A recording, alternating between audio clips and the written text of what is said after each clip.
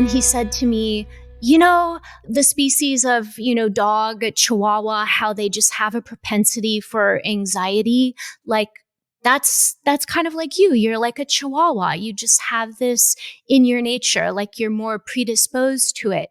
And that really crushed me. The idea that I was going to have to live with this for the rest of my life. And it really didn't make sense to me. And so that's when I really started digging further. Hello, it's Christine Marie Mason, your host for the Rose Woman podcast on love and liberation. Liberation from all the things that hold us back in the world or keep us constrained in worldviews that aren't helpful, and love, like as in the love of the great oneness of being alive, how to live from that oneness. I have a great guest today, Tricia Eastman. She wrote a book. We're going to talk a little bit about that. She's an expert in Ibogaine and Iboga, the African psychedelic healing medicine, and she's got a lot to say about that. We also wander around a bit on art and creativity and psychedelics, and we also talk a little bit about the Kogi prophecy. And it really got me thinking, this episode with her, about prophecy, about the intersection between what all of the wisdom teachings of the world say is humanity's destiny, and also what I've been working on in my PhD work, which is this sort of quality of living from oneness, that there is a way that a lot of the spiritual traditions of the world point us to this universal theme of oneness, and that increasingly when we can choose to stay awake and aware to that oneness, that our actions are often kinder and more considered than they would be if we thought of ourselves as individual meat suits, walking around with egos that are our true identity. And anyway, that these prophecies have been around for a long time. And so before we get into the conversation with Tricia, I want to talk a little bit about this idea that humanity is progressing towards a harmonic state, and ask you, do you feel yourself to be a vital agent in the fulfillment of these various types of prophecies? Dun, dun, dun, dun. I don't know. It seems like a very profound question. Are you an agent of the evolution of our species to live in more harmony with the earth and each other, to live from joy, to live from oneness? So many of you have probably heard about the prophecy of the eagle and the condor. The prophecy of the eagle and the condor is a story and teaching from several indigenous cultures in the Americas, particularly among the Quechua people in the Andes. The prophecy speaks of a time when humanity would split into two paths, that of the eagle and that of the condor. The path of the eagle represents the people of the North, particularly associated with Western culture, mind, intellect, technology, the material world, a path focused on progress, industrialization, and dominance over nature. The path of the condor, on the other hand, represents the peoples of the South, particularly indigenous cultures of the Andes and Amazon, and that is a symbol for the heart, intuition, connection to the earth and the spiritual world. The condor is seen as a path focused on living in harmony with nature and maintaining our spiritual and ecological balance.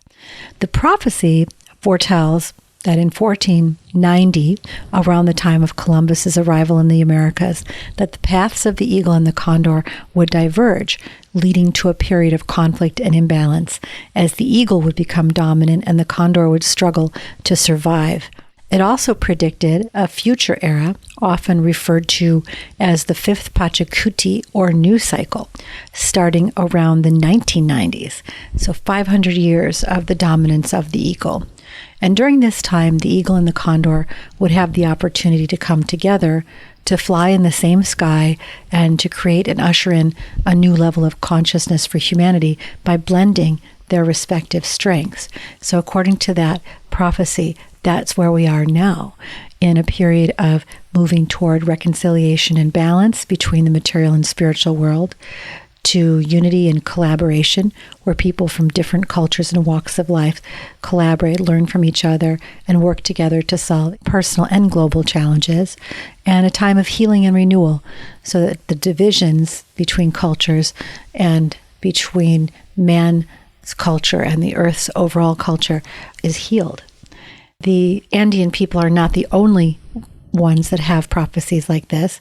The Hopi people have a prophecy that says we will go through a time of great purification, followed by a renewal of life and a return to harmony. They also emphasize the need for humans to live in balance with nature and each other. The Mayan calendar speaks of a transition that began in 2012 as the end of a cycle and the beginning of a new era. It was seen as a time for humanity to achieve greater awareness and harmony. And the Navajo or Diné prophecies speak also of a series of worlds or ages. They also said that we're in the fourth world, one of chaos and imbalance, but that the transition to the fifth world would bring a restoration of balance and harmony. Hinduism says we're on the fourth age, the Kali Yuga, the age of darkness, and that the Kali Yuga will give way to a new Satya Yuga, a period of enlightenment and prosperity. The Kogi, which I mentioned before, and which we talk about a little bit in this episode, are an indigenous people from the Sierra Nevada de Santa Marta in Colombia. And their prophecies and teachings revolve around the concept of younger brothers, which is what they call the modern industrialized world, and elder brothers, the indigenous peoples, particularly the Kogi themselves. They considered themselves guardians of the earth, maintaining balance and harmony through their practices, and they believe that the younger brothers have lost the way, causing harm to the planet through their materialistic and industrial ways. They have issued a lot of warnings about this, and yet they have continued to engage with the global community, urging the protection of Earth and the reconnection to indigenous wisdom. We're all indigenous, and we're all indigenous to some place on Earth. All of these prophecies have a sense of interconnectedness, that all living beings are part of a single fabric of life, and they all have an urgency to them that the earth is showing signs of distress, and that we have to be active participants in ushering in this new age. This is, of course, echoed in other planetary worldviews, not just that of the Americas. Judaism has tikkun olam, repairing the world, where it is our good deeds that are seen as a way to fulfill the divine commandments and improve the world. Islam similarly has an emphasis on bringing about a better world through active engagement in social justice. Taoism has Wu Wei and natural harmony, that we work to promote a peace and well-being ethic. Confucianism has something like that. I mean, it's all there. The one thing I want to take a moment and speak to in this sort of prophecy category is the Christian prophecies, because there are obviously Christian denominations that teach that the second coming of Christ will also bring about a dramatic divine transformation of the world, resulting in the establishment of a new heaven and earth. And it's seen as an act of God beyond human control, and has a tone to it often of passive waiting, where believers focus more on preparing spiritually for Christ's return rather than actively working towards social change. And in fact, are happy to hear that the society is collapsing, because it might bring Christ closer.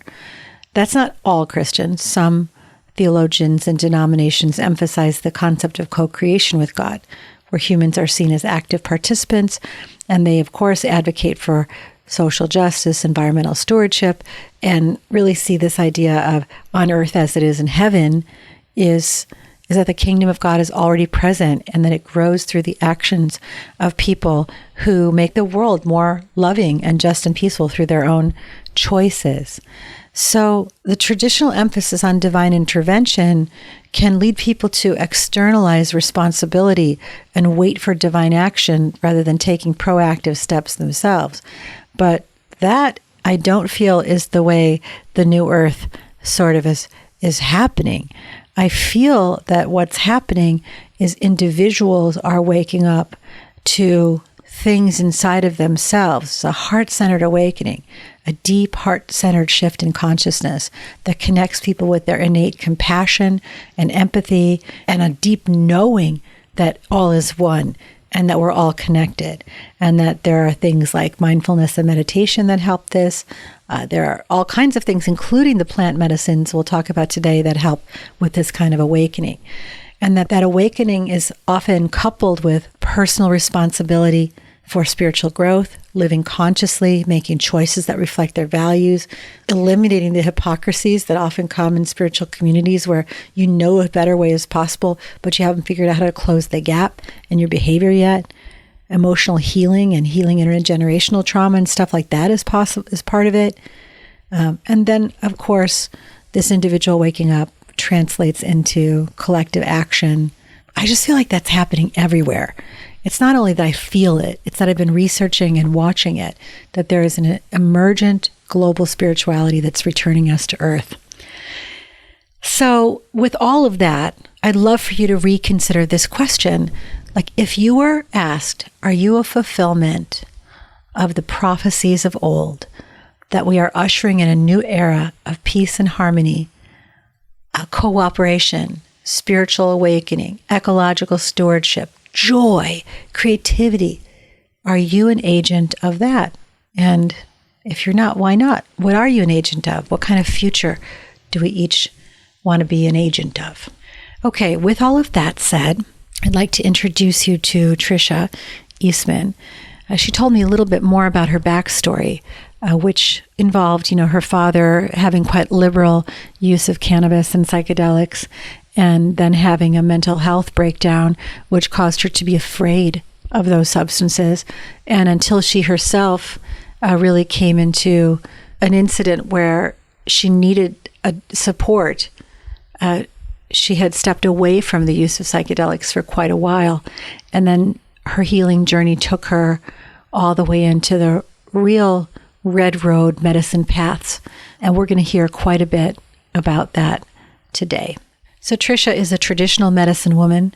She's the founder of the nonprofit Ancestral Heart, and she bridges worlds rooted in her own mestiza ancestry and a decade of Bwiti initiations and training. She has been all over the world talking with audiences at Stanford, the World Economic Forum. She's been featured on GAIA TV's Psychedelica. And most recently, she has written a groundbreaking new book called Seeding Consciousness, Plant Medicine, Ancestral Wisdom, and Psychedelic Initiation. Incidentally, the foreword to her book is written by visionary artist Alex Gray and his wife Allison Gray. And she feels that the title, Seeding Consciousness, reflects the capacity of art and psychedelics to plant seeds of liberation in the mind stream and catalyze spiritual awakening.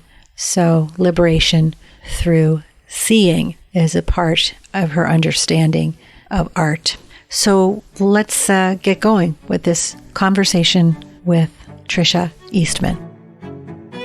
When I was 28, I had a traumatic brain injury. I hit my head. I didn't realize I had a traumatic brain injury, but with a lot of traumatic brain injuries, as I've learned in hindsight, they can cause massive anxiety, memory change, just overall kind of feelings of confusion. And so I felt really lost at that time. I really, at the first time, reached out for professional psychological support. I even took a little bit of Xanax, which didn't help at all. I remember seeing this cognitive behavioral therapist at the University of Washington. I was living in Seattle at the same time that this happened. And he said to me, the species of, dog, Chihuahua, how they just have a propensity for anxiety, like that's kind of like you. You're like a Chihuahua. You just have this in your nature, like you're more predisposed to it. And that really crushed me. The idea that I was going to have to live with this for the rest of my life. And it really didn't make sense to me. And so that's when I really started digging further. I met a woman who was deeply connected into the mystery schools and got very connected into the King Solomon lineage of mystery schools, and interestingly started studying herbalism. And when I started studying herbalism, I read this book called Plant Spirit Medicine that talked about ayahuasca. And I was absolutely enthralled in understanding this shamanic tradition that really was about healing ancestral wounding and getting to the core of your trauma. And I was just very connected with it. But I also felt humbly scared to go, to the jungles of Peru and just like try to find somebody that, worked with this medicine. And interestingly, several years later, it found me. A Colombian Taita was visiting in town. I was invited by a friend in my community to go to the ceremony. It was just such a profound experience for me. But I will say, going into it, there was no preparation. There was no integration.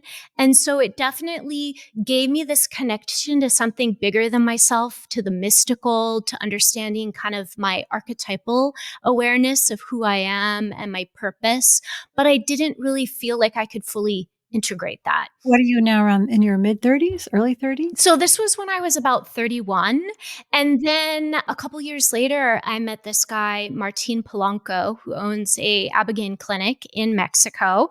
I had been struggling with eating disorders my whole life. And I actually thought it was a superpower because, I loved my body in the way that it was in its appearance because of these patterns that I had. And I feel like as I started to do this work in the mystery school and as I started to do this work with ayahuasca, it kind of pulled the veil off of where I was numb, where I wasn't accepting myself. And I realized that I really wanted to lean in. I really wanted to understand about these eating disorders and why I wasn't fully loving and accepting myself and why I was so judgmental and why I was such a perfectionist. So when I met Martine, I said to him, well, Ibogaine, that's so interesting. This plant from Gabon that taking one dose can interrupt an opiate addiction. What do you think about eating disorders? Do you think it could help with that? And he said, I don't know, but let's have an experiment. And so I was invited down to Mexico, went down to Mexico, had a really profound experience. And for the first time, truly felt this feeling of wholeness and acceptance within myself that I never experienced. And I feel like I cried for hours, like so much catharsis. And I just said to the medicine, to Iboga, to Ibogaine, thank you so much. Thank you for this gift, for showing me this. I want other people to experience this too. I can't imagine anyone, living their life like this and not having liberation from their trauma. And so I asked the medicine, how can I be of service to you? I didn't get an answer.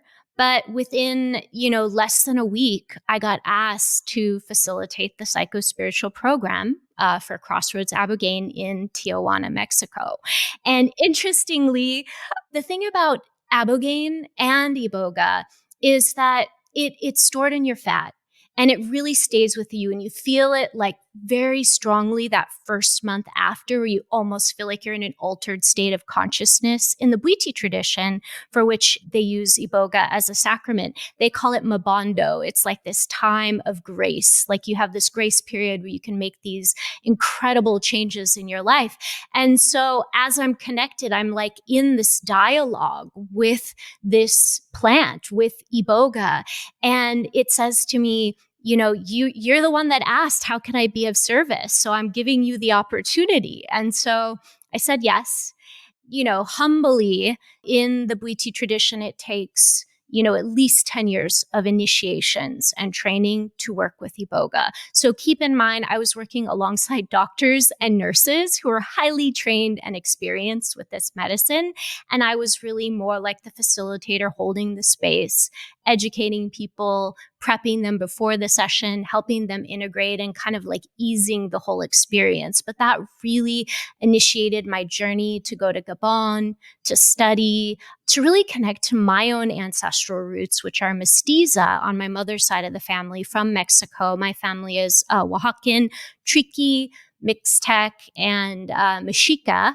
And so what's interesting about my family lineage that I felt was such a huge synchronicity, because Iboga is an ancestral medicine. It connects you to your ancestors.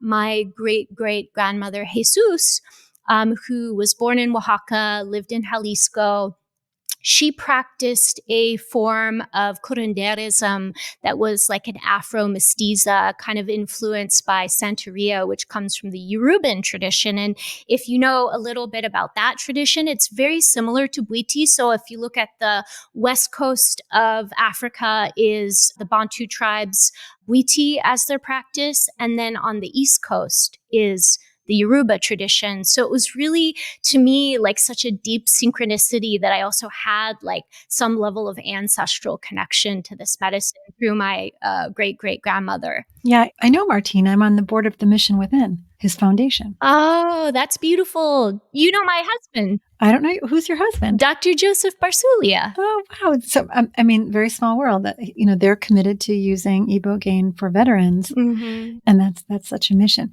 So can you tell us a little bit about Gabon and the Bwiti and sort of that? What is that part of the planet like? What is that culture like? I mean, it's a very big question. For you, I mean, your direct perception, obviously, it's going to be whoever touches it is going to have a different narrative, I imagine. But like, if we're talking about where does medicine come from, I love that you brought it into this connection between the Yoruba and these other ancestral lineages, but let's place it on Earth. Let's put it in context. So Gabon is about the size of Colorado. It's one of the few places in the world that still is mostly equatorial rainforest. This is where the plant grows, and it grows naturally in the jungles. It takes about 7 years for the plant to mature to where it can be harvested. And I believe the Bwiti tradition, which works with the plant, has been working with this plant for thousands of years. And it has the most sophisticated system of protocols for working with the plant. And there's many different branches of Bwiti. Some say maybe there's 53 different traditions. Some say 65. I know there's about 200 tribes left that are practicing in Gabon, but it's not 100% clear whether all of them are practicing Bwiti in its traditional branches and ways. But what I can say is that the first aspect of Bwiti is it really represents the symbolism of the masculine and feminine. So really bringing in all of these aspects of the cosmos, from everything to the way that the temple is set up, to the way that in the rituals, which are very complex rituals, many of them very secret rituals. One of them is, when you're taking the plant and you're first taking the initiation. In some traditions, you actually jump 3 times after taking the medicine to represent the Big Bang. And so really there is something deep within the Bwiti about understanding the cosmic order. And it is a animistic tradition, meaning that the belief system is around everything being alive. And there are different lineages. The Bwiti that is more practiced by the jungle tribes, the original Bwiti, is a little bit more naturalistic, as where there's a more adapted Bwiti that's actually more popular, which is the Fang Bwiti, which is kind of a blend of Catholicism or Christianity with the traditional jungle practices. So I'm initiated in both lineages of the tradition. And these initiations can be very different, but I will say that usually they last anywhere from a week to 3 weeks, and they involve deep purification rituals. So we're talking like bathing rituals where they're using very specific plants to remove specific traumas from the body. They're using divination to determine which plants are going to be the appropriate plants for those rituals. They're using a specific type of smoke bath called nifulu, which is very similar to a sweat lodge, but you're actually doing it by yourself. There's a hole dug in the ground. There's a fire built underneath you, and the smoke comes up, and there's different sacred plants that are burnt based also on divination to remove specific like spiritual impurities in the body. And these preparation rituals can be weeks before you even go into the initiation itself. And depending on the tradition, some traditions do just one, kind of initiatic dose of the medicine. As we're more traditionally, the way that I've worked and the way that I practice is where there's 2 nights of medicine. So you have one night, which is considered the night of death, and then one night, which is considered the night of rebirth. And it can differ because the medicine is very unpredictable. Number one, it's very intense. It's very disorienting. You can barely get up without feeling nauseous, especially if you've taken really high doses of it, which is very common in initiatic settings. But the first night of death is really, typically where you see things like a lot of purging. Sometimes it doesn't make sense. I call it the soul car wash because it's like you just see a lot of gobbledygook and feel a lot of things happening in your body. And it may not have any, deep sense of meaning for you. And that can also be disorienting for people. But then that second night, a lot of times after you've, really had the medicine do the heavy lifting, really kind of reprogram all the neurotransmitters, because the 80 alkaloids or 80, we don't even know how many alkaloids are in the plant. People say somewhere between 30 to 80 alkaloids in the plant are working on almost every neurotransmitter system in the body simultaneously. So it makes sense why it would be disorienting. Imagine if you've got like this like traffic jam and all the lights are going red and green and yellow and, everything at the same time. It's like there's just so much stuff happening simultaneously. But then after you've gotten clear, the second night of rebirth, a lot of times people see, kind of the creation story. They understand the nature of the cosmos. They understand the nature of themselves. They understand their life purpose.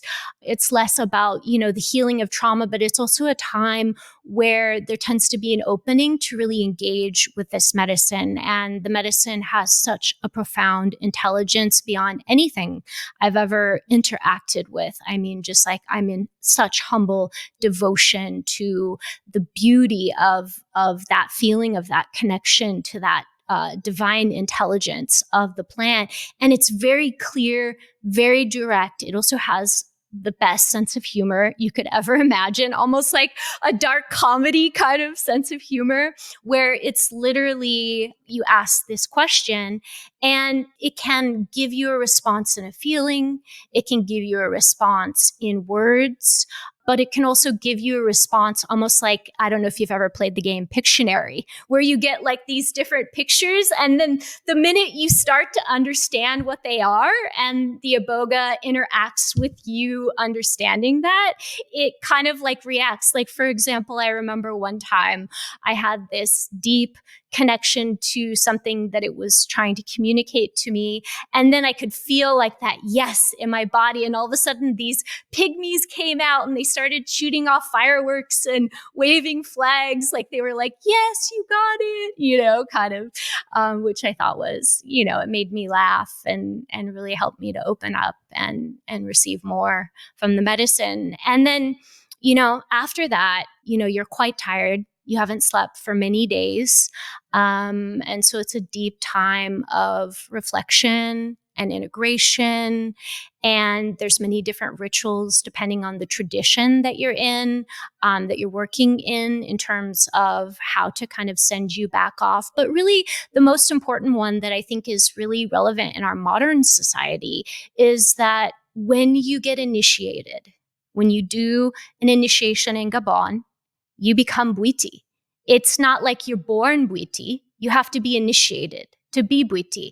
And once you become Bwiti, you're paraded around the village, like to all the local watering holes, to all the places, and everyone's like, hail, hail, we have a new initiate. This is Muhi Sangana. This is my Bwiti name. They're like, Muhi Sangana. And everyone's like, Muhi Sangana, and so it's like this celebration. Everyone's like welcoming you into the tribe. And really it is a tribal tradition. It's never meant to be done by one facilitator or shaman or what curandera or whatever name you want to call it. It's meant to be done in a community ritual. And the way that we do it, myself and my partner, Dr. Joseph Barsulia, usually a team of minimum 4 people. But ideally, it's best done in a village with, all the dancers and the harpists and the children. The children are the best part, to see them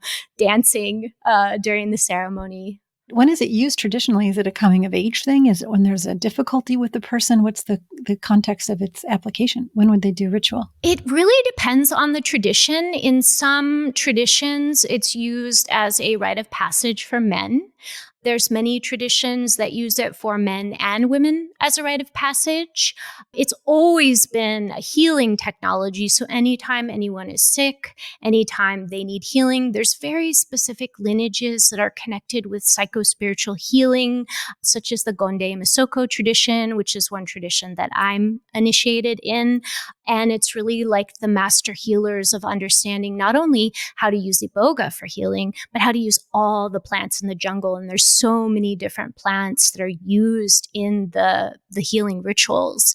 Also, I would say, like in the Gonde Misoko tradition, there's a lot of divination, and it is used in different divination rites. So, if the village has an issue or an individual has an issue, taking that to the altar, which they call the Bwiti, taking it to the altar and getting clarity around specific situations. It can be used almost in a kind of high court sense in the community, also for resolving issues between 2 people to find out what the right course of action is. That's how kava is used in Hawaii also. Really? Yeah. Oh my God. I want to double click on that with you sometime. I love kava, and I had no idea. But when it's used in the village, a lot of, I would say the most frequent use is actually in celebration. It is a stimulant. It has the capacity to really open the channels for trance dancing.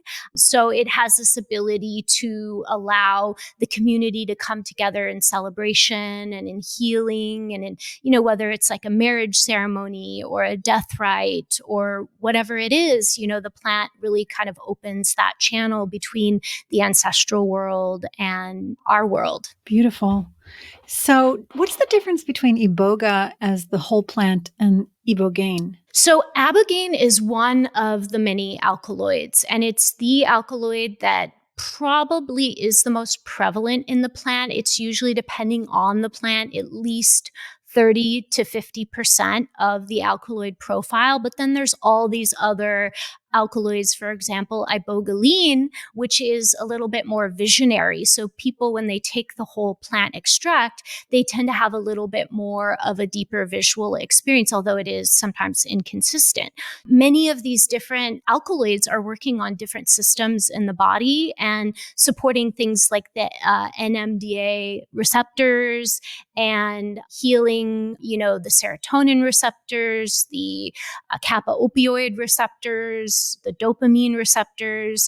And so I truly believe that the whole plant extract has a more holistic effect overall. It just gives you the deepest reset in that respect. Yeah, I feel like to try to isolate it is very Western scientific mindset. Like there's one thing in here that's going to fix it, but just like your body, it's not one ligament; it's a whole system in a joint that supports you. So this is actually like you mentioned the visual component. I was looking at your Instagram, and you are a big fan of visual art. And also, I saw that Alex and Allison Gray wrote the intro to your book. So can we talk a little bit about the intersection between visual art, creativity, and psychedelics? This is one of my favorite topics. Really, when I talk about my book and the process of seeding consciousness, it's this multiple fold answer. And really, the first part of it is that we are not here to heal. This is a big misnomer in the communities of psychedelics. When you think about the psychedelic movement being very treatment focused towards one condition, PTSD, alcoholism, traumatic brain injury, all of these things. But the reality is that we are here to be creators. We are here to create, whether that's in an entrepreneurial business, whether that's art, whether we're creating life as a mother or a father. All of those things are really the aspect of creation. And whatever creation we choose, which the psychedelics help us to get clear and understand that pathway, what is our things that are within our soul's purpose to create in the world. And once we go on that path, once we venture out and we choose that adventure, the hero's journey or the heroine's journey, whichever you want to call it, then the healing comes up as the speed bumps along the way.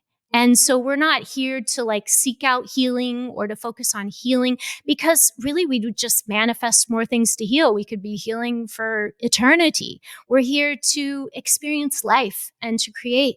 And where I really feel that creativity is a gift and a superpower, when we look at the art of Alex Grey, I think that his art encapsulates truly the spiritual path and journey, because he's a long time meditator. He's really followed a practice. Allison and Alex both. They've really been pillars in the community, in service to the community in such a deep way. But you can see in the art his devotion, the way that he's been able to go into the spirit world through these meditation or taking psychedelics or, whatever ways of getting into altered states of consciousness, receive these visions and then bring them back into humanity through his art. And the idea of seeding consciousness is a concept that he introduced to me called this Tibetan sponge grawl, which is the idea that art can actually awaken consciousness just in viewing it. But it really has to do with the transmission of the person and what they're bringing through and their intentionality. And that comes from a pure devotional practice. And that pure devotional practice is the art of refining oneself, the art of mastery, the art of practice in your path, in your creation. Yeah. I went to Chapel of Sacred Mirrors, his place in upstate New York. It was stunning to see, he can x-ray basically all layers of the body, from the skin inward down to the electrical current wiring and then outward into the etheric body. And it was just a stunning display. And he was mapping all of the relational field between people at various stages of development and between the individual and the cosmos, and this sort of what is seeing, that everything is seeing. His work is so potent. And they have an installation that talks about other psychedelic artists that are currently working, and as well as the history of psychedelic art, how it emerged, really potent. And when you think about the history of art and you think about the true base of art, it was these indigenous practitioners like the Shipibo that do the kine, which are the kind of almost codes of the plants. It's like the signatures of the plants. And they make these sacred dyes using sacred plants. They use prayer through every aspect of the process. Then they make this art that literally has a field to it. If Alex Grey were to paint the field of some of this indigenous art, it would be just like the paintings, where, he has the paintbrush that he's holding up and there's the eye and there's the light beams coming from it. And, really that's the potency of this work, and the potency of work with plant medicines, psychedelics, and the ancestral knowledge systems connected with them, is that the depth of devotional practice is really the secret. the secret of how we create things and how we bridge heaven on earth, because he's bringing heaven on earth in that temple, just like the ancient temples in Egypt that have stood against time, that are just like remarkable in the geometries and the capacity of these architects that cannot even be matched to this day. Are you also making art yourself? I do. I do a few different kinds of art. I do a little bit of digital art. I do a little bit of painting. I find it to be a very meditative practice. I don't do it on a regular basis, but I always do it when something comes in that wants to be painted. So lately I've been working with papyrus because I have a very deep connection with Egypt, and I've been to Egypt, and that's a really big part of the mystery school, background that I've studied. I've really been kind of bringing in ancient materials and looking at different ways of working with plants and things like that. So it's been a fun journey of discovery. I always am reluctant to call myself an artist, but really, like my mother, that's how she raised me. I was like, someone who is always looking at, different art books and making different things and making my own like skincare with plants and, things like that. So, well, I have right here. Wow. I have 10 kilograms of blue lotus, and that's the sacred flower of Egypt as well as Sri Lanka. Yes. I'm excited to hear about that. So I'd like to go and talk about the process as an artist, perhaps, of writing this book and what you think the main transmissions the book has for readers and for the world at large. Well, I think that the process, and I think this is the creative process from what I understand, is really this, really finding the inspiration is the first piece.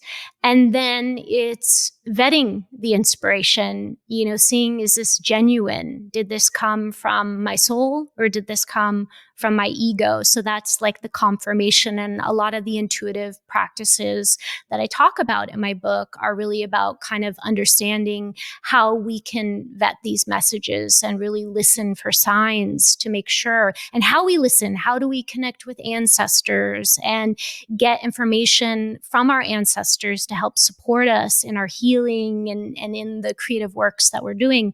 Specifically to my book, the first aspect of it came through my initiation. In this particular initiation, in this rite in Bwiti, it's very connected with Egypt, and it's done in a chamber. And you're in a chamber by yourself for 7 days with a candle, a lantern, a little notebook with paper. And during that time, I was engaging deeply with my soul, with the spirits, and receiving instructions. And then obviously coming out of it, I had a little bit of resistance. I was like, this is a big book to write. This is a lot to be putting out there in the world. Through my process of really listening, really kind of going through and refining, all the pieces started coming together.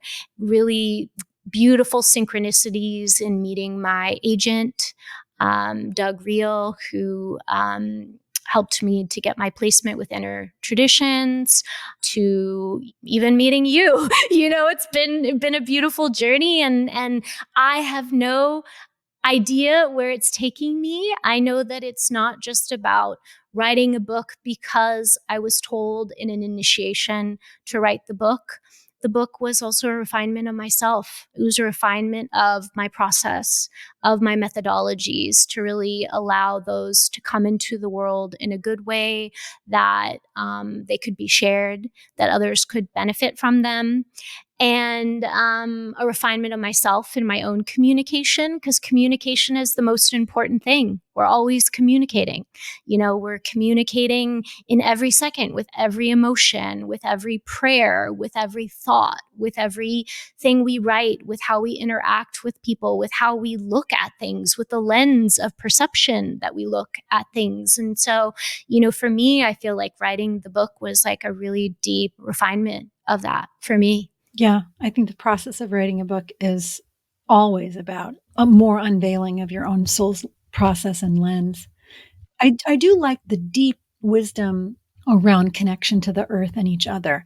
And that seems to be universally arising from all indigenous and medicine-driven narrative. Yeah, I mean, I think the essence that is the most important, and to be honest, there is this archetype within me that feels a lot like the Sekhmet goddess, like the lioness goddess, like an archetype that is on one side like a ferocious protector of the sacred, and on the other side of it also feels the anger of, what happened to the sacred? Where is the sacred on this planet? And when I think about, the idea of the psychedelic movement moving forward in the way that it is, there's just no way. Whatever we do, whether it's the psychedelic movement, whether it's anything that we do, if it's not rooted in nature, it's not going to sustain itself. We're not going to sustain.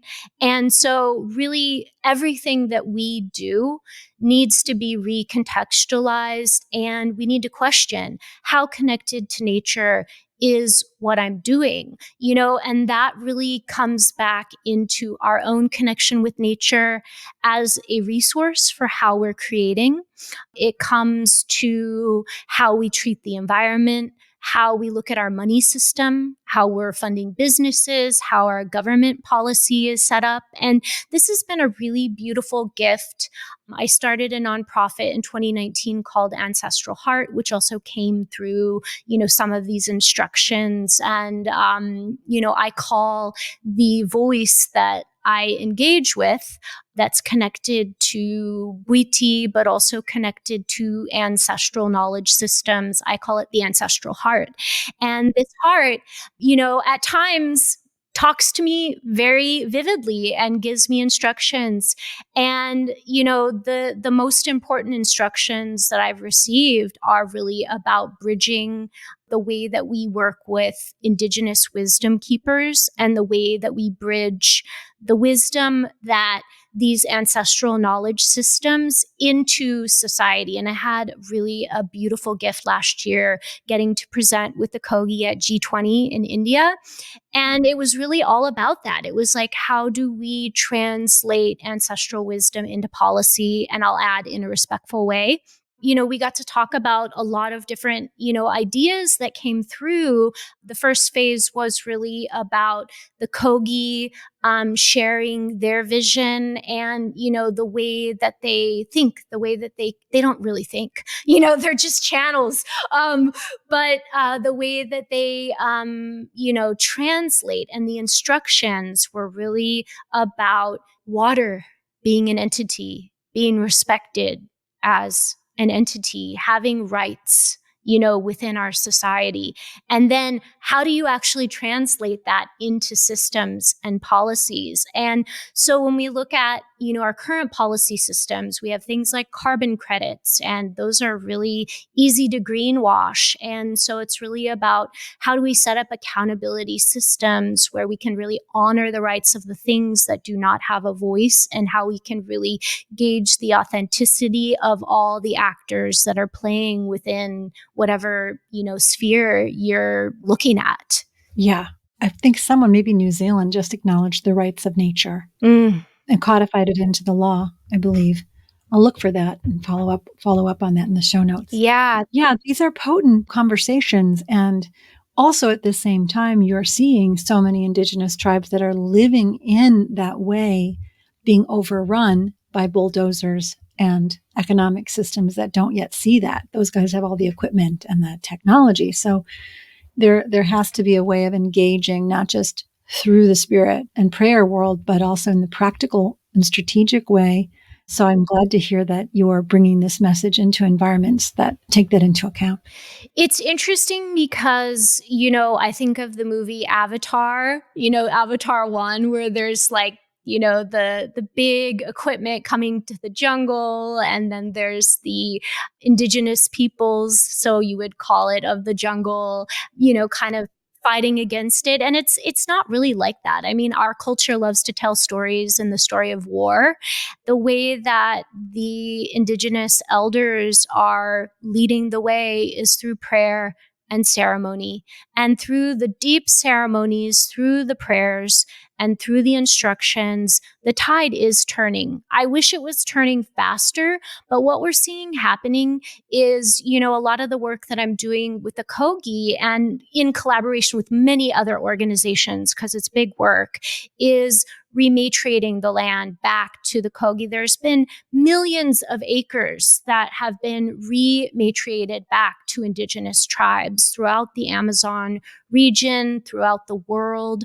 There's a lot of sacred objects that were in museums that are getting given back to these tribes. So I feel like the tide is changing in that respect, but it's like we need a lot of support. And I think the biggest piece that's missing in the psychedelic space is the reciprocity, because really the source of why everyone is going through this huge healing revolution is because these indigenous traditions decided to come out of the jungle. The plants like ayahuasca came out of the jungle into the Western world to heal us so that we could essentially come back and collaborate. And that's the prophecy of the eagle and the condor, is the Western world and the indigenous world working together hand in hand to take responsibility as stewards of the planet.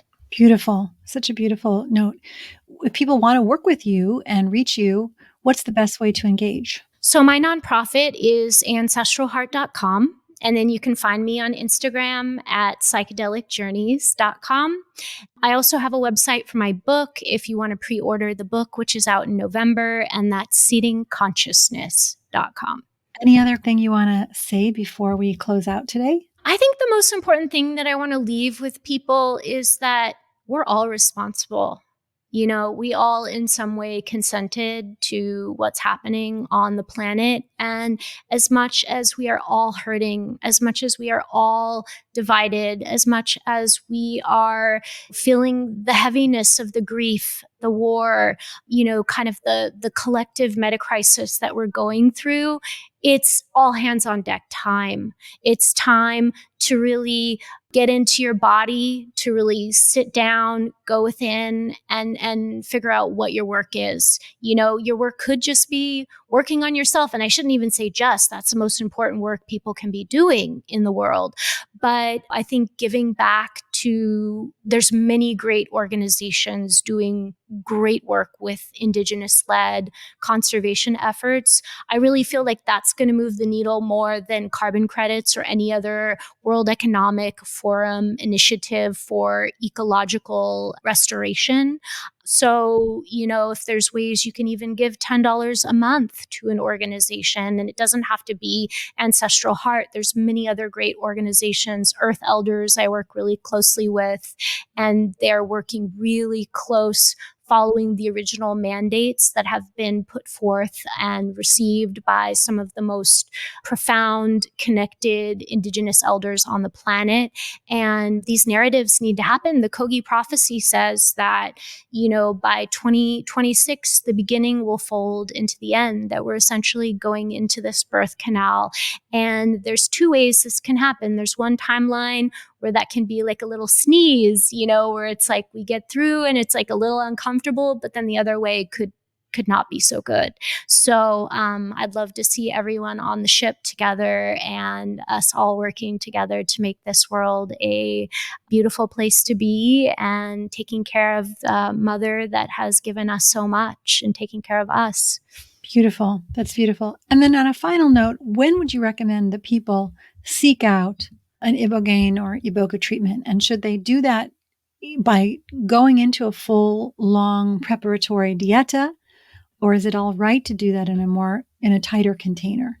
Iboga is a big medicine, and you should absolutely, absolutely go through a deep vetting process of who you work with, whether it's an indigenous practitioner or an Ibogaine clinic, and make sure that you feel really good about that process, number one. Number two, you should go through a deep process within yourself to make sure that you're ready for that, because it is the Mount Everest of all journeys. It has the greatest potency in terms of healing, but it also can really spin people out if they're not ready for it. So I think those are the two most important things. And I would say the third is the timing, because it takes a year to integrate. an Iboga journey. So you don't want to do any other medicines during that time. If you're excited about trying everything, go out and try what you need to try, get that out of your system. And then when you're ready to commit and really do the work and do the integration, because it's almost like, the journey itself may in itself not bring this profound change in your life, but it's like almost like putting a cast on you spiritually. So like, let's say you broke a bone in your body and you're wearing this cast and it's holding something in place for like it to heal in a specific way. So the Iboga or the Ibogaine does that in your life. And so over that period, whether it's like the first 3 months or that first year, it's going to be doing that. And I've seen it every time. I've worked with 2,000 people over the last decade with different medicines, but a lot, majority of it with Iboga and Ibogaine. And what I would say is with this medicine, every person, when I talk to them a year later, they're like, you were right. It was working on me all year. Yeah. I had a friend who did it and he was destabilized for a month and then it just kept going. You're absolutely right. But I mean, in a clinical environment, when you're doing the more targeted alkaloid and it's a standard dosage, I think that people aren't doing preparatory therapy. They're doing the actual treatment over a weekend and then they're doing integrative work for another 6 to 10 weeks. Yeah, totally. I just wanted to touch base with you about one other point, which is you said that Iboga can end an opioid addiction. What do you know about that? So the thing about Ibogaine specifically is that it's a addiction interrupter, or what it does is it essentially goes into the kappa opioid receptor sites and it creates a complete reset. So someone who, is addicted to opiates, heroin, can go into a clinic, usually outside of the country, Canada, Mexico, other places throughout the world where it is actually legal or in a gray area. And they can do 1 flood dose of Ibogaine, and it will completely interrupt the substance use cravings. So you won't have any opiate cravings afterwards in one treatment. It has over 33% success rate with one treatment. So like when you think about like recovery programs, I think it's about 3 to 4% is what the average is for substance use. It's huge. And obviously there are risks, especially if you are utilizing opiates. A lot of times people who are using opiates are poly-substance users, and some of these substances can have an impact on the heart, and there's definitely some cardiac risks with Ibogaine. But doing it in a medically supervised environment really mitigates a lot of those risks, because the QT intervals are being monitored with a EKG, and you've got, things on site such as atropine, which can restart the heart. And so, there's been very few deaths for the number of treatments, but there's definitely risk as well. Okay. Well, your book's coming out November 12th. I'm sure we will do something to help launch it and to cross promote.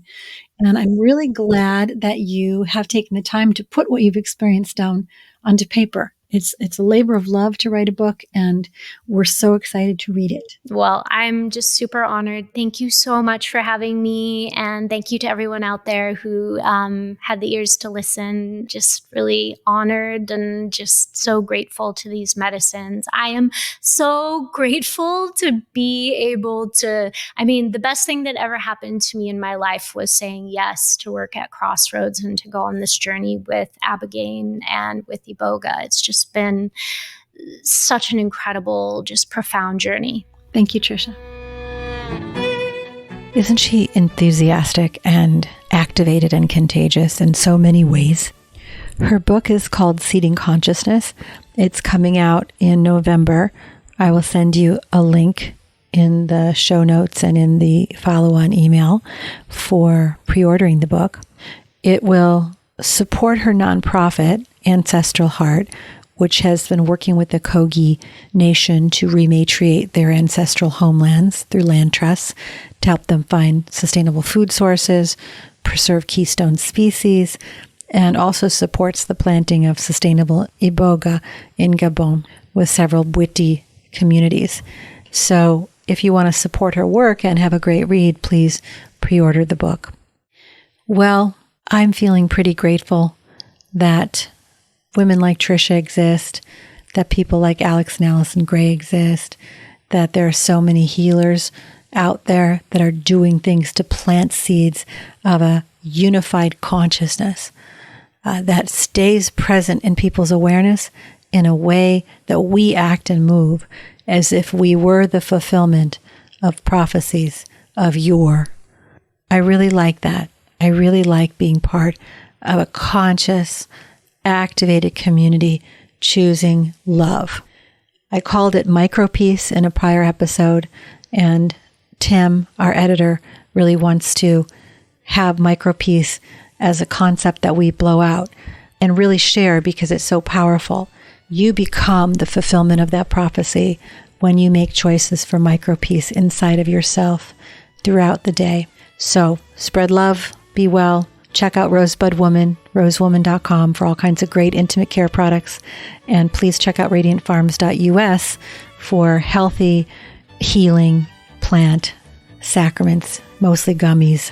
I have 2 new recipes and formulas up there, one Blue Lotus and one Bobinsana, that are shipping any day, and they're available for pre-order. Okay, much love.